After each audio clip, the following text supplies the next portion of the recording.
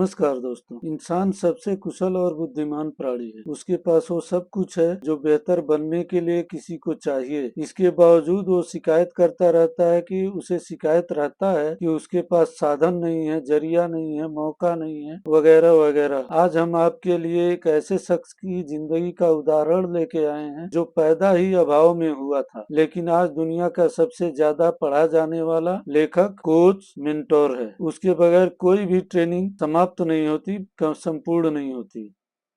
कहते हैं ना, कठोर परिश्रम कभी भी विफल नहीं जाता। भगवान श्री कृष्ण ने भी कहा है कि बस कर्म तुम्हारा कल होगा, और कर्म में अगर सच्चाई है तो कर्म कहाँ निष्फल होगा। हर एक मुश्किल का हल होगा, वो आज नहीं तो कल होगा। दोस्तों, लिखने वाली अपनी तकदीर टूटी हुई कलम से भी लिख लेते हैं, और कहते हैं जिसके पास धैर्य है वो दुनिया में कोई ऐसी चीज नहीं है जिसको वो हासिल करना चाहे और वो हासिल न कर सके। तो आज मैं आपको कहानी सुनाने जा रहा हूँ निकोलस जेम्स वुजिसिस की। उनका जन्म 4 दिसंबर 1982 को ऑस्ट्रेलिया के मेलबर्न शहर में हुआ था। उनके पिता थे बोरिस्लावन जुबिसिस, वह अकाउंटेंट थे। उनकी माता थी दुशांका वुजिसिस, वह एक हॉस्पिटल में नर्स थी। दोस्तों, लोग कहते हैं कि जब उनका जन्म हुआ था और नर्स माता पिता के सामने बच्चे को लेकर के आई थी, तो माता पिता बच्चे को देखने के लिए तैयार ही नहीं थे, उसको छूने के लिए तैयार नहीं थे, उसको अपने हाथ में लेने के लिए तैयार नहीं थे। कारण क्या था कि वो बुजुर्ग का विचित्र शरीर। उनके न तो दोनों हाथ थे और न ही दोनों पैर थे। वो एक ऐसे डिसीज के शिकार थे जो बहुत ही रेयर होती है। दुनिया में कुछ ही लोगों को इस तरह की डिसीज होती है, जिसका नाम है टेट्रा एमेलिया। टेट्रा यानी 4, एमेलिया यानी डिसेबिलिटी। इसमें क्या होता है कि बच्चा जब माता के गर्भ में होता है, उस समय उसके न तो हाथ डेवलप हो पाते हैं, न तो पैर डेवलप हो पाते हैं। तो बुजिसिस जब पैदा हुए थे तो उनके ना तो दोनों हाथ थे और ना ही दोनों पैर थे, जिसकी वजह से उनके माता पिता ने उनको अस्वीकार कर दिया था। लेकिन बहुत जल्द ही उनके समझ में आ गया कि इसमें बच्चे की तो कोई गलती है नहीं, बच्चे ने तो कोई कसूर किया नहीं है, तो जो कसूर उसने किया नहीं है उसकी सजा हम उसको कैसे दे सकते हैं। ये सोच करके उन्होंने बच्चे को अपनाया, उसको अपने घर ले आए और उसका लालन पालन बड़े प्यार से वो लोग करने लग गए, जैसा कि सारे बच्चों के साथ होता है। और बुजिसिस को तो कुछ ज्यादा एक्स्ट्रा केयर की आवश्यकता थी जो उनके माता पिता कर रहे थे। वो बचपन में ही बच्चे को ये सिखाने का प्रयास कर रहे थे, बताने का प्रयास कर रहे थे, अपने एक्शन से जताने का प्रयास कर रहे थे कि तुमको अपनी जिंदगी इसी तरह से आगे बढ़ाना है, इसमें अब कुछ सुधार नहीं होने वाला है। वो बहुत प्रेम से उनका लालन पालन कर रहे थे। धीरे धीरे बोजिसिस बड़े हो रहे थे और वो स्कूल जाने लगे। स्कूल में जाने में भी उनको बहुत ही कठिनाई का सामना करना पड़ा। स्कूल में कोई भी बच्चा उनके साथ बैठने के लिए तैयार नहीं होता था, क्योंकि उनके शरीर की बनावट ही इसी तरह से विचित्र तरह की थी कि बच्चे उनके साथ बैठने में हिचकते थे। उनको लगता था एक ऐसा बच्चा है जिसके पास न तो हाथ है न पैर है। उनको तो छोड़िए, बच्चों को छोड़िए, बड़े लोग भी जो है उनको देख करके अचंभित होते थे कि यह किस तरह का इंसान है जिसके हाथ पैर कुछ भी नहीं है। और वो भी बुजिसिस भी बहुत बोर हो रहे थे अपनी जिंदगी से। मनोरंजन के लिए कोई गेम नहीं खेल सकते, कोई एक्स्ट्रा एक्टिविटीज नहीं कर सकते थे। इसके लिए वो बहुत परेशान रहते थे। बच्चे उनको अवॉइड करते थे, जिसकी वजह से उनको ऐसा लगता था कि मेरी जिंदगी के होने और न होने का कोई मतलब ही नहीं रह गया है। मैं क्या क्या कर सकता हूँ इस तरह से जिंदगी जी करके। मतलब उन्होंने उनके अंदर जो है निगेटिविटी घर करते जा रही थी, और उन्होंने एक बार ये डिसाइड कर लिया कि मैं अपनी जिंदगी को समाप्त ही कर लेता हूँ, क्योंकि इसका होना ना होना किसी काम का नहीं है। मैं दुनिया में कर क्या पाऊंगा इस तरह से।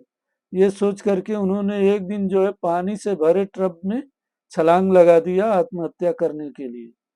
किसी तरह से उनके माता पिता ने उनको बचा लिया। और बचाने के बाद जो है वो बहुत चिंतित रहा करते थे कि अब बच्चे के लिए क्या किया जाए, इसको कैसे संभाला जाए। अब इसके जिंदगी में निगेटिविटी घर कर गई है। वो दोनों बहुत परेशान रहा करते थे।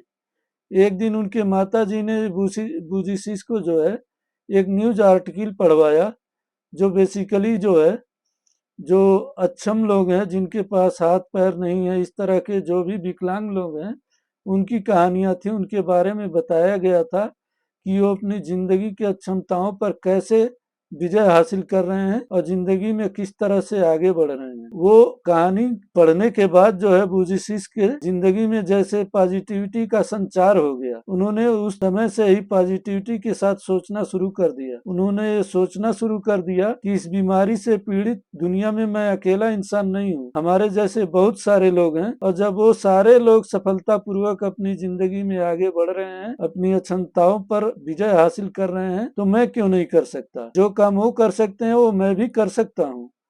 तो इस तरह से सोचते हुए जो है उन्होंने अपनी जिंदगी को आगे बढ़ाना शुरू किया और उन्होंने अपने प्रयासों से बहुत सारे काम करना शुरू किया। अपनी जिंदगी में पॉजिटिविटी लाने के लिए उन्होंने जो है क्वींसलैंड के ग्रिफिथ विश्वविद्यालय से बैचलर की डिग्री अकाउंटिंग एंड फाइनेंसिंग में उन्होंने हासिल किया।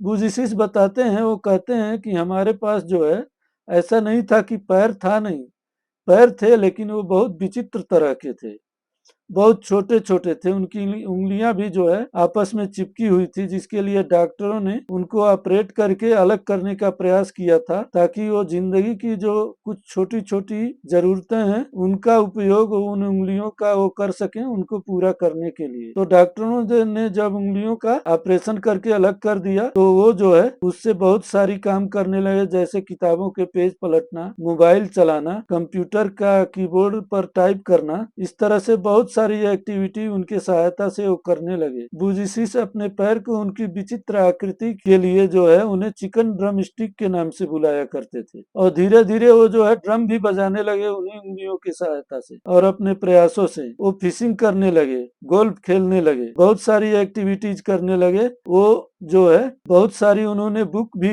लिखे हैं। 2008 में उन्होंने विदाउट लिम्स नाम से एक एनजीओ की शुरुआत की थी, और 2008 में ही जो है एटीट्यूड एंड एल्टीट्यूड नाम की एक कंपनी भी उन्होंने शुरू की थी। 2008 में ही उन्हें टीवी पर आने का मौका मिला था और उन्होंने बहुत सारे शॉर्ट फिल्म में भी काम किया। उन्होंने एक शॉर्ट फिल्म थी द बटरफ्लाई सर्कस, उसमें भी उन्होंने बहुत ही बेहतरीन अभिनय किया था, जिसके लिए उनको अवार्ड भी मिला था। उन्होंने बहुत सारे जो है पॉजिटिविटी के लेक्चर भी दिए और बहुत सारे मोटिवेशनल शिविर भी वो आयोजित करते थे। कहा जाता है कि एक बार जो है उनका मोटिवेशनल का जो शिविर का आयोजन था, जिसमें इतने सारे लोग आ गए थे, लगभग 1 लाख से ज्यादा लोग आ गए थे, और उसमें बैठने की जगह भी नहीं बची थी। उन्होंने 2012 में 12 फरवरी 2012 को कैमे मियाहारा से विवाह किया, जिनसे उनकी मुलाकात भी उनके एक मोटिवेशनल शिविर में ही हुआ था। उन्होंने अपने जिंदगी में बहुत सारी बुक लिखी, जिसमें से कुछ हैं life without limits, inspiration for a ridiculously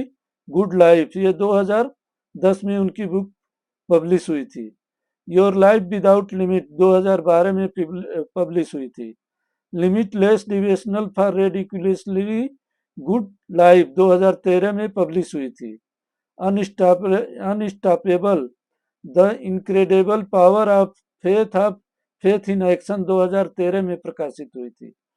the power of unstoppable faith 2014 में पब्लिश हुई थी। स्टैंड स्ट्रांग 2015 में पब्लिश हुई थी। लव विदाउट लिमिट्स 2016 में पब्लिश हुई। Be the hand and fit living out God loves for all his children फरवरी 2013 में पब्लिश हुई थी। इस तरह की बहुत सारी बुक उन्होंने लिखा है। और दोस्तों, जितने भी मोटिवेशनल लेक्चर होते हैं और जितने भी मोटिवेशनल शिविर होते हैं, कोई भी बगैर उनके इस इंस्पायरेशन के समाप्त नहीं होती है। उनकी कहानी जब तक बताई ना जाए तब तक कोई मोटिवेशनल कैंप सफल नहीं हो सकता। तो बुजिसिस ने अपने प्रयासों से, अपने बुलंद इरादों से इतना कुछ प्राप्त कर लिया जो कि एक सामान्य इंसान के लिए भी संभव नहीं है। जिसके पास भगवान ने हाथ पैर सब कुछ दिया है, उसके लिए भी वो सारे चीज संभव नहीं है। तो हमें उम्मीद है कि आपको भी इस कहानी से कुछ मोटिवेशन मिलेगा और इससे एक अच्छा सा मोटिवेशन लेकर के आप भी अपने ज़िंदगी में कमाल करके दिखाएंगे। धन्यवाद दोस्तों।